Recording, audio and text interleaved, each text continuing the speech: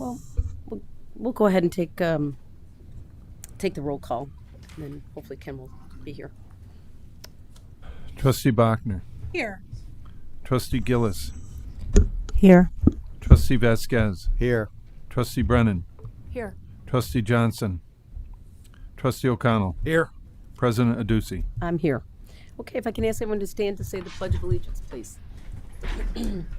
Pledge Allegiance to the flag of the United States of America and to the republic for which it stands, one nation, under God, indivisible, with liberty and justice for all. Thank you.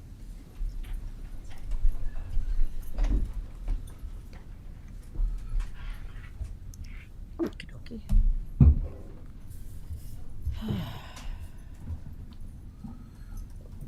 Thank you. Okay. Okay, Megan, maybe you want to speak? Thank you.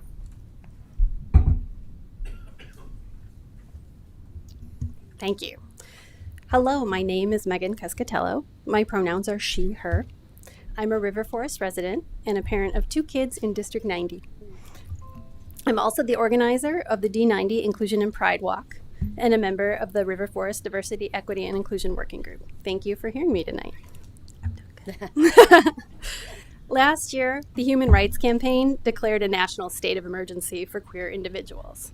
And already this year, 515 anti-LGBTQ bills have been introduced into state legislatures across the country, including 6 here in Illinois. We've seen the erosion of other civil rights and human rights over the past 12 months as well, impacting many families and communities who all just want a place to belong and live in safety and freedom. I love River Forest so much. And what I love the most about it is our willingness to stand up and say that everyone belongs here. You matter. Your voice, your family, your needs. We care here. We care for our environment. We care for our seniors. We care for our kids.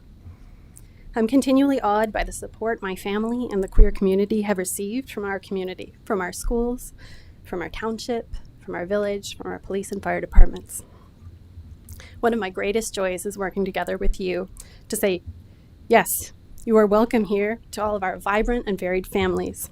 I encourage you to vote yes to raising the Pride flag, the Juneteenth flag, and joyously and proudly proclaiming that, yes, here in River Forest, we all belong, we are all welcome, and we are home.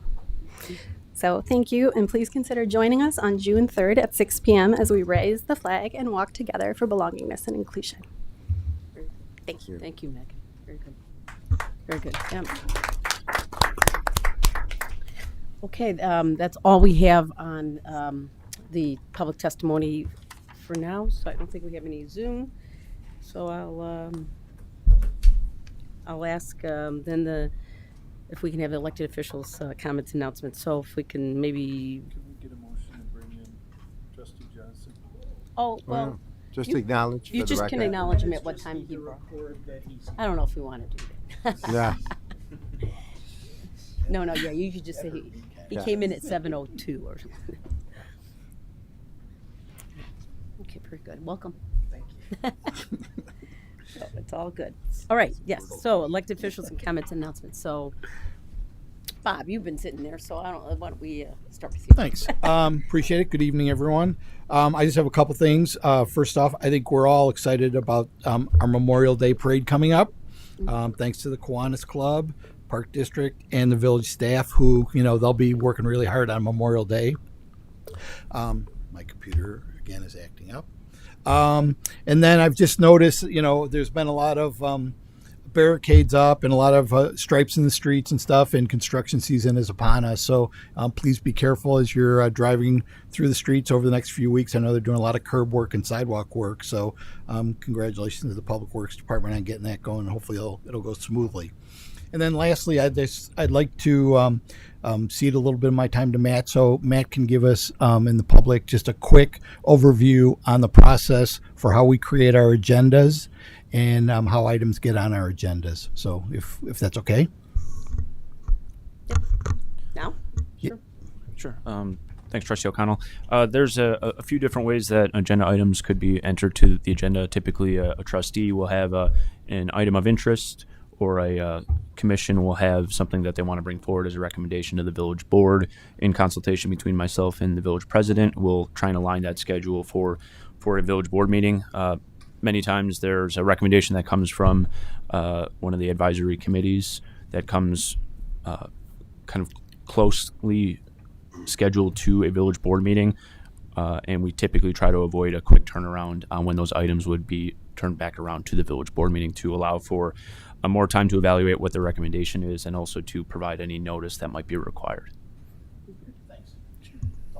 Yeah, okay.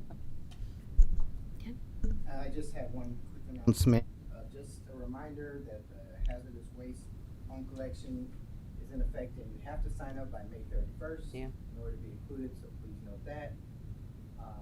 Also, I echo support fellow DEI member and her lovely comments.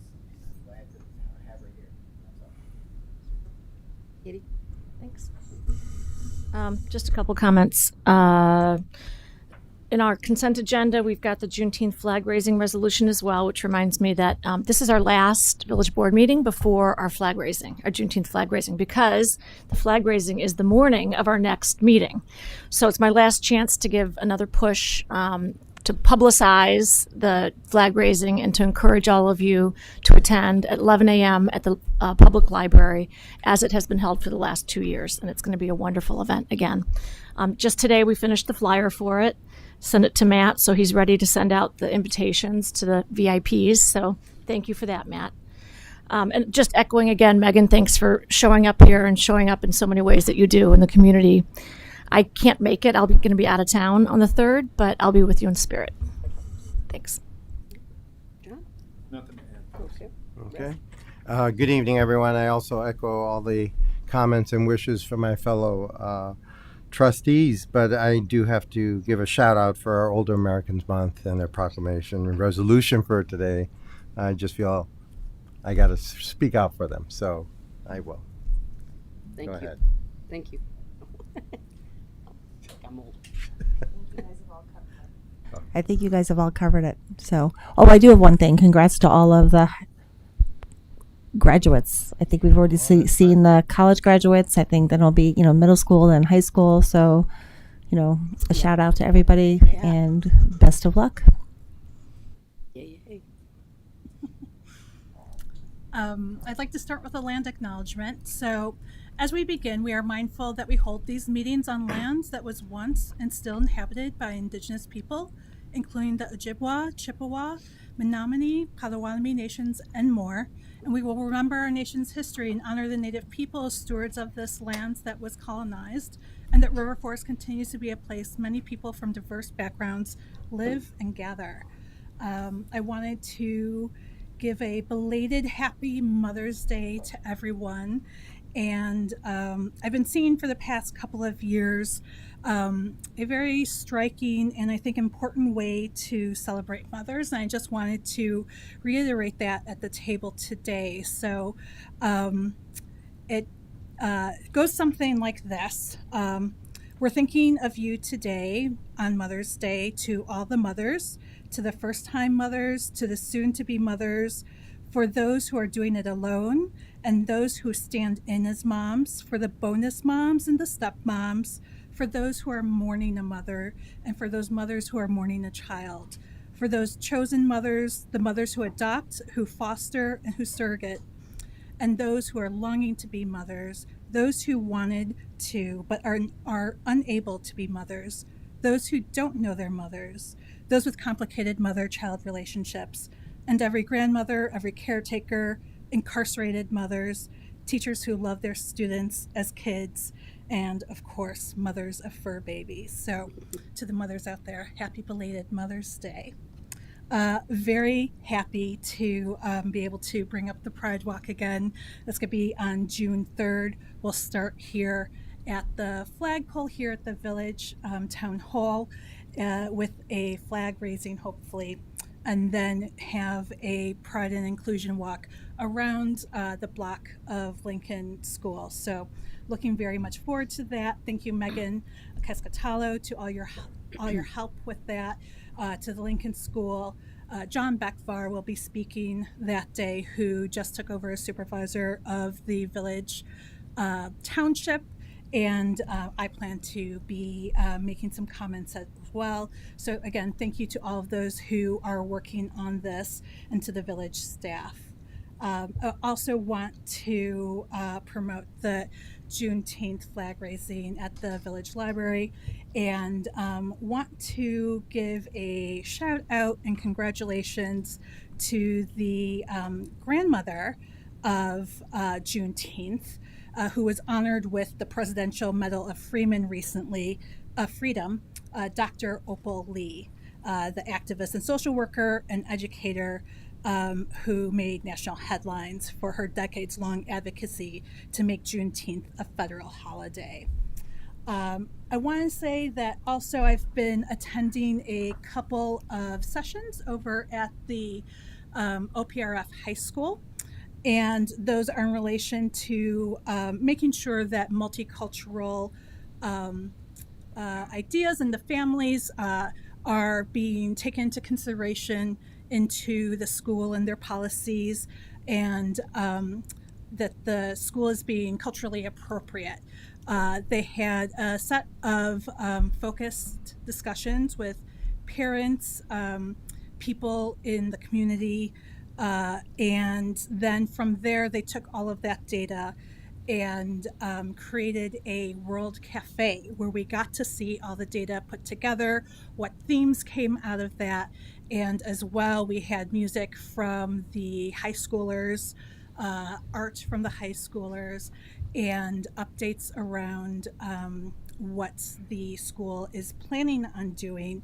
And they will be taking the data that collected from that session, because we got together in small groups as well to answer some questions about what was our vision for the high school, what would it look like for the high school to represent multiculturally those who are present, and what is working and what could be improved. So very happy to be a part of that.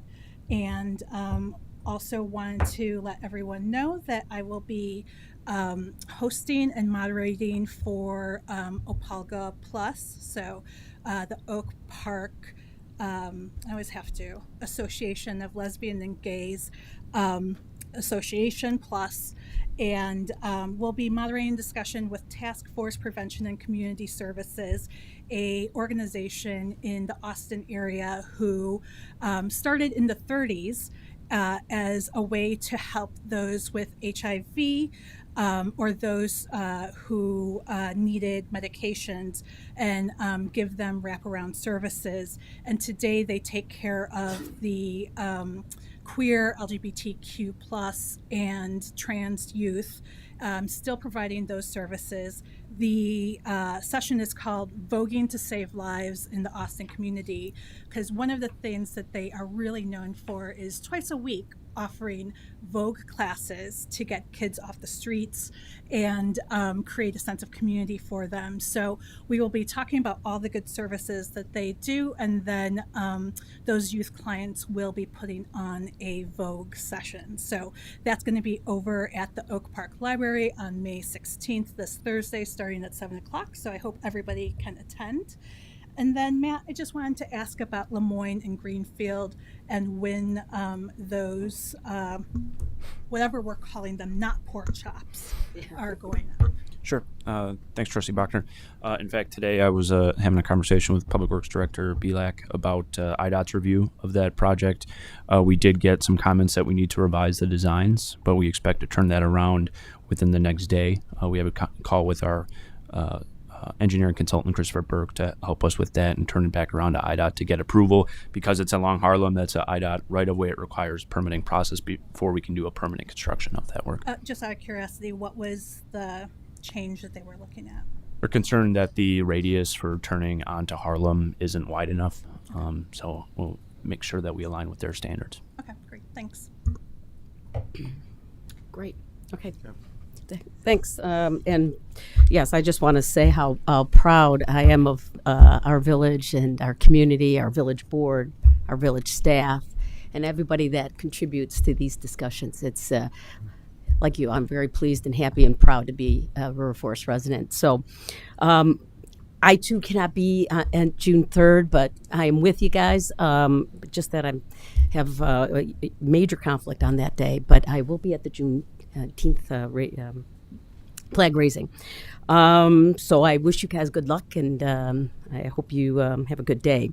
I also want to say congratulations to the graduates. It is a big year, so congratulations. And then last, I just want to call out. I am hosting a meet and greet with the village president on the 18th at the community center, and I decided I'd like to do that just to try to make, not that I am not available, I'm mostly available to our community, but try to make it a little bit more, set a date certain, where maybe if people have questions, concerns, comments, ideas, I always like ideas, solutions, I want to be available to hear our community out as well. So anybody's welcome, even the village board, if you want to come, June 18th, starting at 9 to 10:30 at the community center. So thanks for that.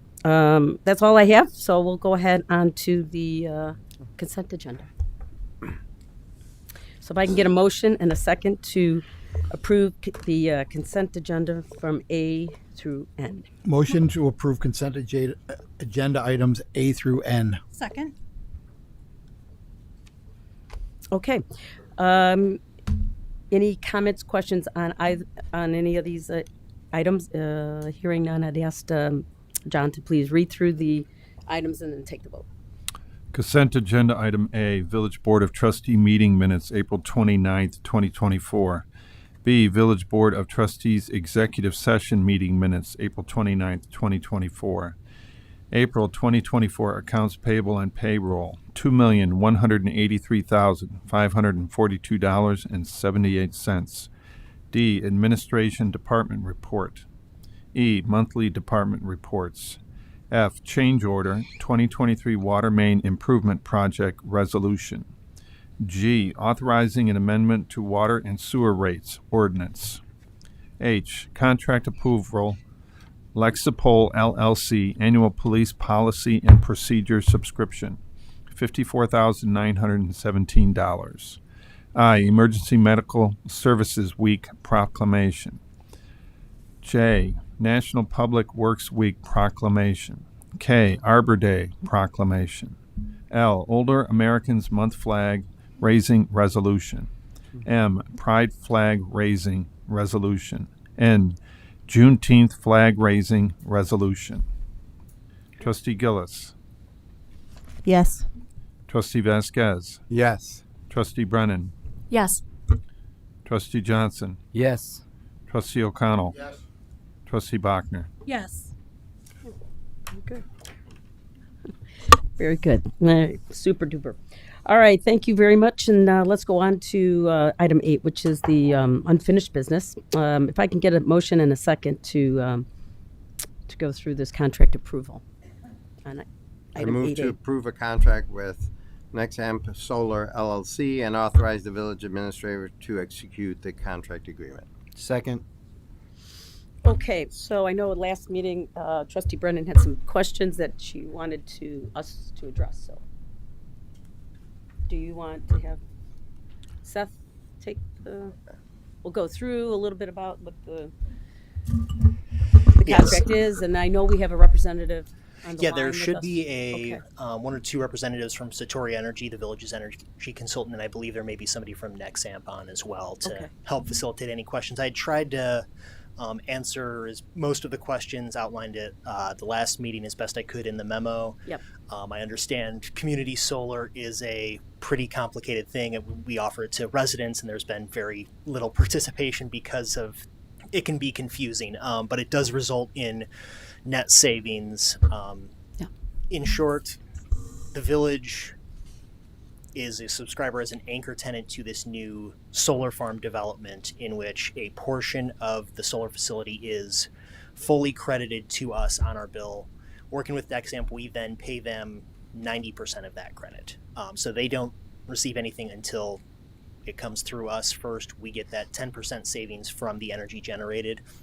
The amount of the generation as well as the amount that is then billed to customers is set by the Illinois Commerce Commission, the ICC rate. So it's really just the percentages. If there's more production, like in the summer months where there's more sunlight, there will be greater production from our share of the farm going onto the grid, resulting in a higher dollar amount savings for us. I know there were some specific questions. Is there anything I can help address? I know, Trustee Brennan, you had asked one question about if the production exceeds the consumption. So they typically undersize, they look at people's usage to make sure that it doesn't exceed. There are instances in summer months where a individual's ComEd bill does get down to zero. If there are any additional credits earned through that, that would carry over into the next month. So while we would be paying a potentially higher portion of our credit to Nexamp that month, we would get a bigger credit saved the following month. So our credit would carry over, but we would not have to carry over the payment. If that, I know it's very confusing. I think Tyler, I saw Tyler was on. If feel free to jump in if I am misconstruing this. Yeah, totally makes sense. Well, I just wanted to maybe go over the discussion that you and Matt and I had today on the phone. Because first of all, thank you very much for the much more detailed memo. I thought it was very helpful and answered a lot of the questions that I had and we had talked about at our last meeting. So it was very helpful. And then I did have a couple of questions from the memo that we talked about on the phone today. And you and Matt were going to have more discussion after that. So maybe just to give the background to others here, one of the questions that I had was, per the memo, it was unclear to me whether the River Forest was being billed for its usage and then paying only 90% of its actual electricity usage, or if we were being billed for 90% of all of the electricity generated by the array that is particularly attributed to River Forest at the solar farm. And I think the answer that you gave me is the latter. That is correct. And that is that regardless of our usage of the electricity, we are going to be billed 90% of whatever is generated by the River Forest plat at that solar farm. That is correct. And then coming from that answer, I had a follow-up question for you today on the phone, and that was, so what happens if River Forest's usage is less, a little bit less or much less than whatever electricity is generated by our plat? And so we're still paying 90% of whatever is generated by the plat, but we don't need that much. So is that really a savings for us? It is still a realized savings, and then those credits earned from that savings would then carry over into the next month's billing cycle. I believe Nathan from Satori is on. He had explained that to me. I had read that briefly before coming down to the meeting, so I believe I am describing that correctly. Yes, you are, Seth. And so I like that answer. That's good. I think that's good news. And can we continue to carry that over for months at a time? For example, in the summer months, maybe we develop a big backlog of additional, credits. Can we take those over to the winter time when we have less? Yes. Nathan's exact response was until those credits are depleted. So I would note that because of the energy consumption, particularly from our pumping station, that may be unlikely. But yes, they would continue to carry over until they are fully depleted. Okay. Thanks so much for that. And just the one other question, for everyone else's understanding, if they had the same questions that I did.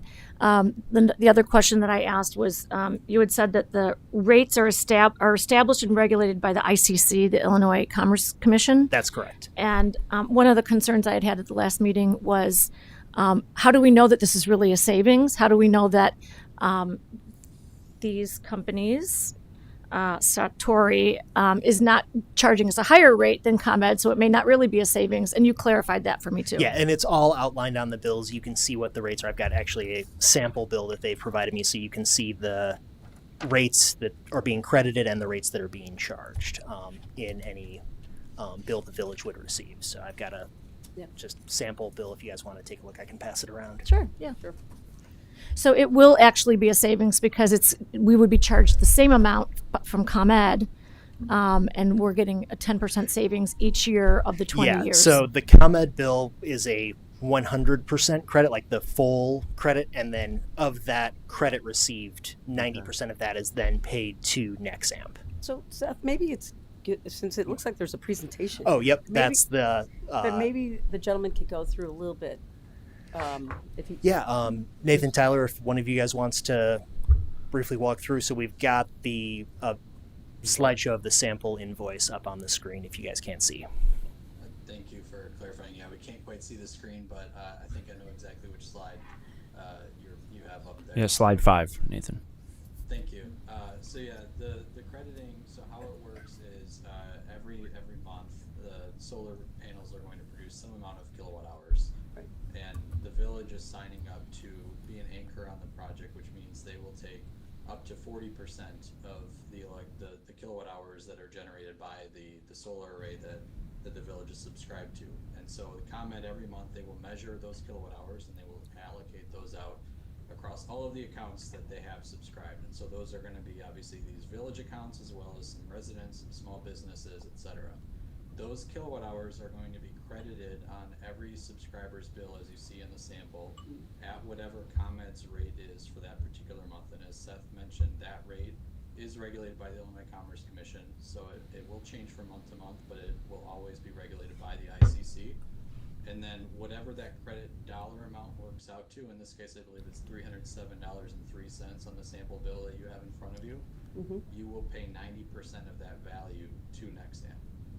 And so in this particular case that works out to $272.03.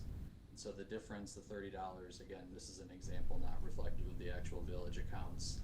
That would be the net savings realized. So the 10% savings is guaranteed.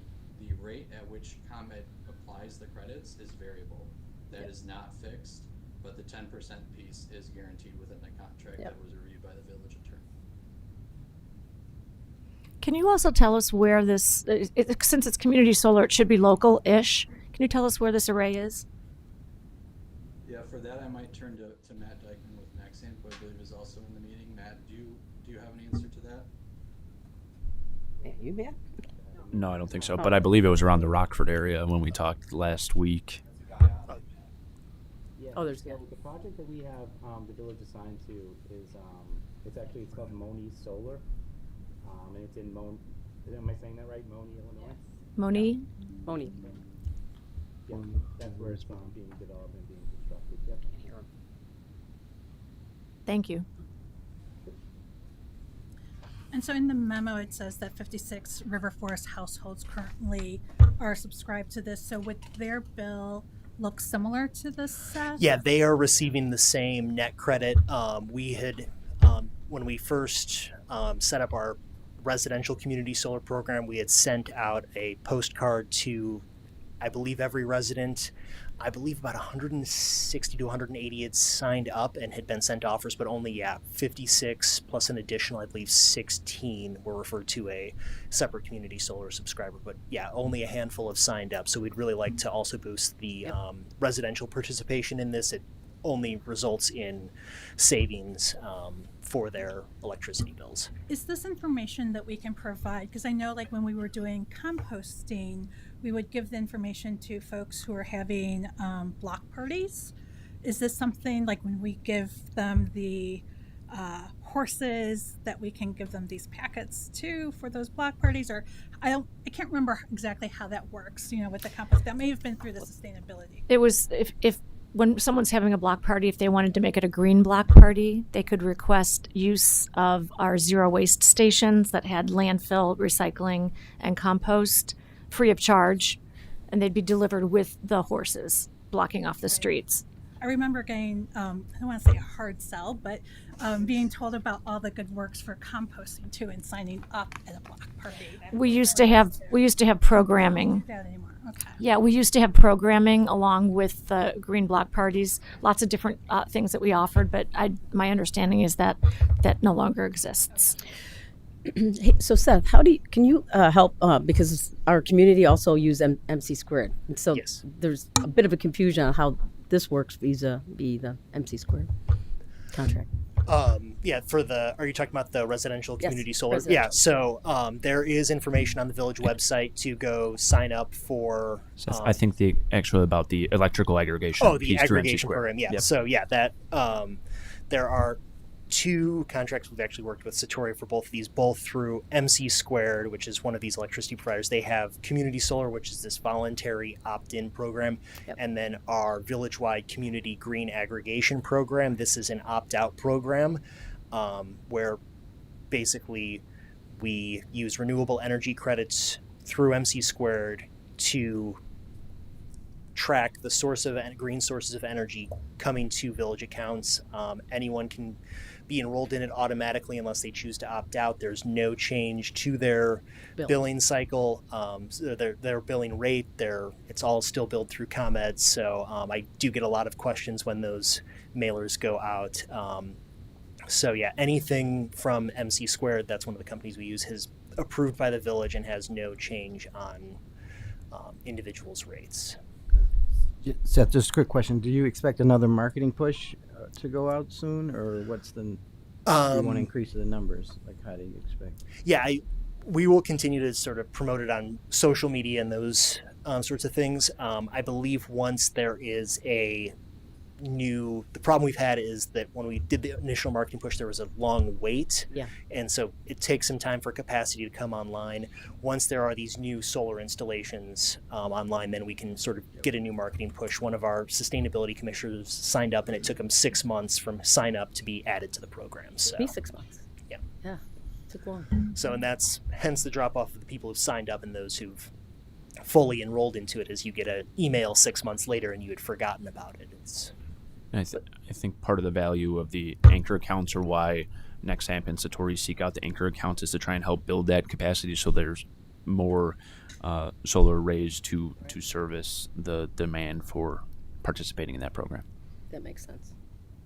Yeah, and I would just like to say that Nexamp would love to work with the village on getting the word out to the residents. I would say. Could you speak up, please? We can't really hear you. Oh, I'm sorry. Can you hear me now? No. Your mic might be covered. I don't know. No. So much for internet. Yeah, I don't know when the audio is not working. All right. Okay. Sounds But like I think he was saying that Nexamp would partner with the village to try and promote participation. Yeah. And some of our residents through the existing program have been referred to Nexamp by MC Squared simply because Nexamp had capacity. Right. Well, we can keep pushing it. I mean, Yep. we can send reminders, constant reminders. Do we for sure. have the set of residents? Do we know the residents who are partaking in the program? I do not know offhand. I don't know if that would be, if we could get that or not. I can look into it though. It'd be interesting for us to maybe send from the village an email that says, like, you may be on a long list, look for this email, Yeah. with this email address. In 4 to 6 months. Yeah. Probably know the number of, just not who they are. Yeah, we do That's have what the you said. numbers Right. of those who've been sent to We know, offers and those right. who've enrolled, Right. and even broken down between MC Squared and Nexamp for those. So. This makes so sense. Everyone sign up. Yeah, it's good. It's good stuff. I love it. All right, any further questions for the team? Okay, hearing none, then I'd ask the clerk to take the vote on this, please. Trustee Brennan. Yes. Trustee Johnson. Yes. Trustee O'Connell. Yes. Trustee Bachner. Yes. Trustee Gillis. Yes. Trustee Vasquez. Yes. Great. Okay. Also, next on is no action needed here. So Seth, you can stay there. I mean, Seth, myself, Lisa, Matt, Susan Charette, and I think that was it. That was on this presentation. And it was a great presentation. And so I asked Seth if he could give you just a brief overview of what this presentation was. We are bringing it to the Sustainability Commission for their review and their vote, and then coming back to our board. But I just was overwhelmed with this. It was a great presentation. So I thought this is a great thing to. Yeah, so this Give actually us. came about through an unrelated program. Cook County was using ARPA funds to help some communities develop climate action plans. I had applied for the village to be one. We were ultimately not one of the communities selected. But fast forward to last November, Cook County sent out an email copying UIC promoting this program through their graduate program in urban planning and policy. And they were looking for participants for the spring semester for communities which the graduate students would be developing a climate action plan for. So I had indicated interest. I touched base with the professors. Professor Kawamura actually zoomed into our December Sustainability Commission meeting. Matt and I had met with him. We provided the various data, the village's comprehensive plan, the greenhouse gas inventory that the Sustainability Commission had performed, a number of other items. And then the class began in January. Matt and I had actually attended the second week of class, again, virtually. Several, Trustee Gillis was on at the midterm presentation. We had several of the students, the two student sections, come out to do a field trip around the village at the end of January, and then meet back here and get to ask Susan Charette, Trustee Gillis, myself, and Matt several questions to get our input. And then even throughout the semester, as late as early April, I was zooming into the evening courses with the student sections to give them additional feedback. And then it culminated in these two climate action plans that were developed by two separate student sections this couple of weeks ago on April 30th. So if you want to go on. So yeah, there's the timeline of our participation and the steps we had done to meet with the students, provide our input, and you can go to the next. So there was two separate plans. Each had 3 or 4 target or opportunity areas. Within those, they had anywhere from 2 to 5 goals or actions, and then with those, anywhere from 1 to 6 strategies to implement to achieve those goals or actions. So Plan 1, one of the opportunities areas was buildings and energy. They had several strategies around weatherization, several around electrification, on-site energy generation, as well as energy usage optimization. So, and I should note one additional thing. This is focused both on ways the village can reduce our carbon emissions and our energy consumption, but also build our resiliency and prepare for a changing climate. Just for clarification, is this related to village properties or just all properties? The community as a whole, the village as a whole. So yeah, there are various, so you can see in the transportation one for EV charging, they proposed a bunch of different strategies, both for public charging strategies at village-owned facilities or businesses, as well as, home chargers and things like that to promote the usage of electric vehicles. They had a lot of ideas around alternative forms of transportation. You see several bicycle strategies proposed there, as well as a complete streets concept they had put forward. We can go to the next strategy. And then this first plan also focused heavily on resilience, tree protection, soil health, stormwater management, building biodiversity, and then continuing to collect climate data and its impacts on the village. And then I would note both of these groups really heavily focused on community engagement, ways to provide information to the residents, which is something the Sustainability Commission does through newsletters, social media posts. So there's a lot of actions we can take from both of these to for the Sustainability Commission to use in that capacity that they already have. And then there was a second Seth, plan. Yep.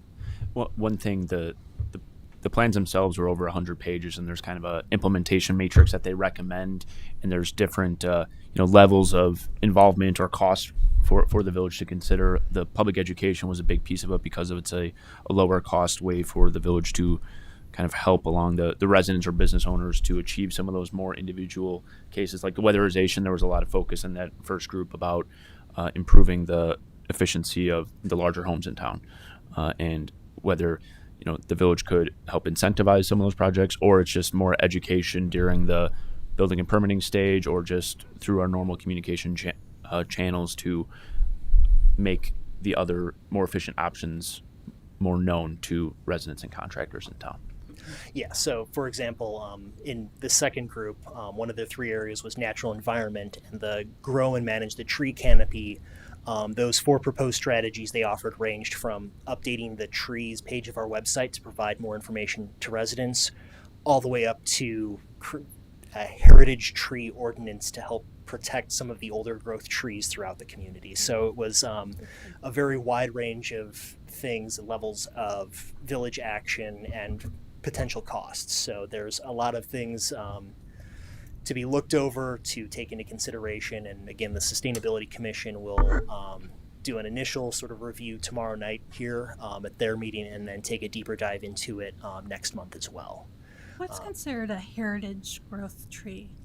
I honestly have been skimming through and did not get too far into the details on that one. I just know that was just off the top of my mind one of the strategies for the tree canopy portion. Big and old. I'm not sure exactly what the threshold is, but typically it's based on the diameter of the tree trunk. Based on the diameter. Exactly. Which would correlate to the age, but we don't have a sense of what the age would be. I don't know if we have it now, but other communities, it's illegal to cut down trees that are over 150 years old, or 100 years, or whatever it might be. They establish a time. Okay. But yeah, here's some of the strategies outlined. They also had a lot of focus on biodiversity, native vegetation, so beneath the tree canopy having additional building out the natural environment. These are urban planning professionals in graduate school, so a lot of focus on transit, public transportation, multimodal transportation. So they offer a number of strategies there as well. And then we can go to the last page. And then again, resilience and resource management, ways to convert to renewable energy, to improve efficiency, to divert waste, mitigate against flooding and stormwater. And then, we had shared that building out electric vehicle capacity is a big goal of the village. So they both student groups offered specific action plans with that regard as well. Then we can go to the last slide. So next steps, Sustainability Commission, again, we'll discuss this next meeting. Any input you all have, I believe Matt has sent you all the Dropbox containing the full plans, so obviously feel free to provide any input. Sustainability Commission will be discussing further next month and go and have more time to do a deeper dive into some of the issues and bring forward some of the proposals, and then we can provide further updates to the board on one of the meetings this summer. Seth, how do you envision this village taking these suggestions and putting them into action? I think it depends on the suggestion. I think there were some things that were pretty pie in the sky ideas. I mean, I think one group had even suggested like a revenue neutral carbon tax, which is both not something we can legally do, but probably unfeasible to implement. But there's things like providing that information for residents to, give them more information on what tax credits are available for heat pumps and for induction ovens and things that can sort of reduce their energy and improve their efficiency of their energy consumption, as well as the things like the, elaborating on further information for trees on private properties so they can make their own decisions and help sort of grow the private side of the village tree canopy, so to speak. So I think there's a lot of things on that end of providing the information, getting it out there that we can take steps fairly quickly on. I think there's probably some things in here that are worth discussing and looking further into, and may come out of the Sustainability Commission as a recommendation for you all to take up. And then, as we get further along, I think some of the things, again, there are some very ambitious changes in here that I just don't know are feasible or easy to implement in a short timeline, a multi-year transportation revamps, things like that. Yeah. So. But maybe that's an interesting point, though, that Katie brings up. I mean, maybe there could be categories of, where things that are low-hanging fruit, as we talked about, things that could be a little bit harder but possible, and then take that into an action. So there's really some progress. Yeah, and I will say that both these student sections really did a great job of breaking out in terms of the sort of time it would take to implement, the potential cost to implement, and then the impact on greenhouse gas emissions or building resiliency or anything like that. So they developed some pretty good metrics to sort of rate and measure these various action items by, and I believe one of the two plans even has a matrix towards the back of the plan to help sort of like break out as a chart to see how they're rated on those different items. Yeah, I haven't studied this. It's very attractive.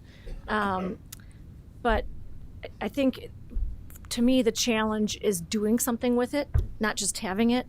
We've had agreements, and we've been a member of the Greenest Region Compact 1, 2 over the years. The Climate Action Charter we signed years ago. In 2021 we did a climate action plan. I don't know how this differs from that.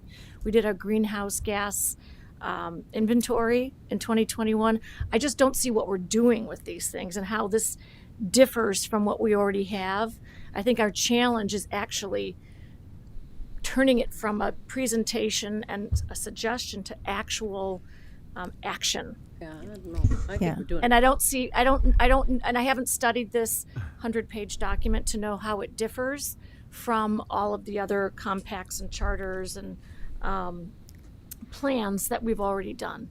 Hey, Katie, I don't think that we actually have a sustainability plan. A sustainability plan is different from climate action, and I think the goal of the Sustainability Commission is to truly build a climate action plan, which would basically focus us on what are our key what are the key areas of opportunity, and I think they want to use this to guide. So I think we have to give the Sustainability Commission time to understand all the different pieces and parts to then say, how do we take what we currently are doing to the next level? I do want to see what the Sustainability Commission has to say with it, but in 2021 we adopted a climate action plan for River Forest. That's the issue. I mean, everyone's the bottom line is I think we've done quite a bit in the area of transportation and solar. I mean, we've done quite a bit in, the electrification of, with EV charging. We could do more with the bike lanes. We have done quite a bit. Now, could we do more? I think we can. I think you're right. There's a sustainability plan that needs to really move more into a real climate action plan. I know we kind of said we had one, but I know you also said, well, it's really not a plan. Well, it was called the Climate Action Plan that we passed in 2021. I guess the question was, why wasn't it really a plan? Why? Yeah, what have we done with it? That's my concern. This is very pretty. It's all looks good. It seems like a nice partnership. I guess I challenge us. I challenge the Sustainability Commission, and I challenge us to actually do something with it and, turn it from a plan or a recommendation into action in the village. And I would say that is the intention. Yeah, Thank you. To a real plan. I think we have a lot of things that we're doing. This is going to hopefully put it together. All right, super. Any other questions that you would for Seth?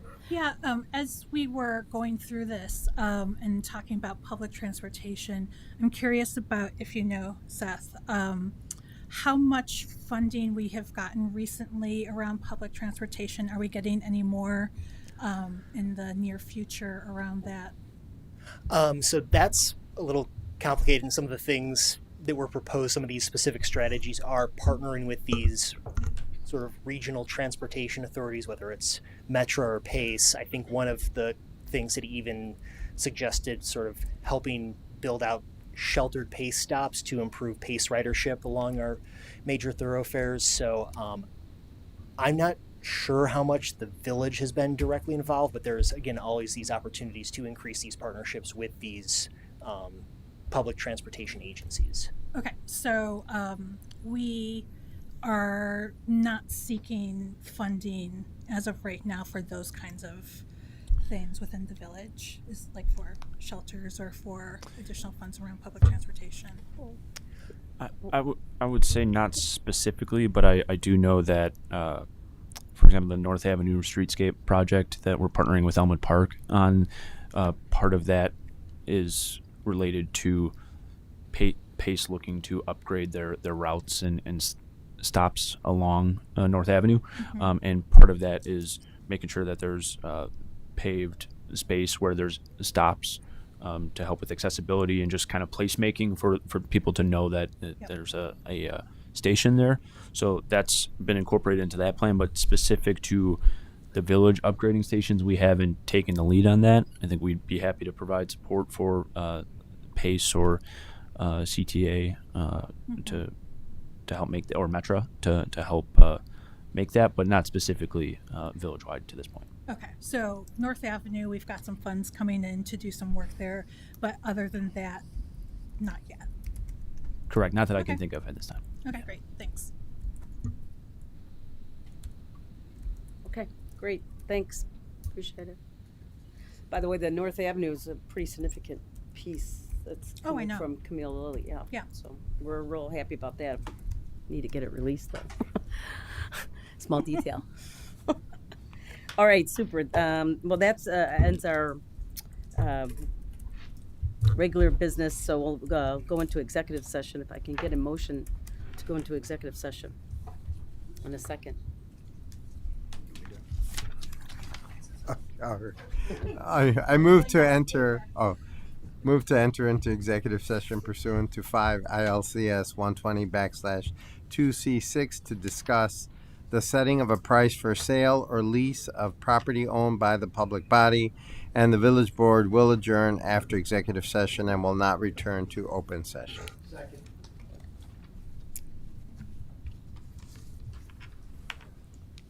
Trustee Johnson, Yes. Trustee O'Connell, Yes. Trustee Bachner, Yes. Trustee Gillis, Yes. Trustee Vasquez. Yes. Trustee Brennan. Yes. President Aducey. Yes. Meeting adjourned.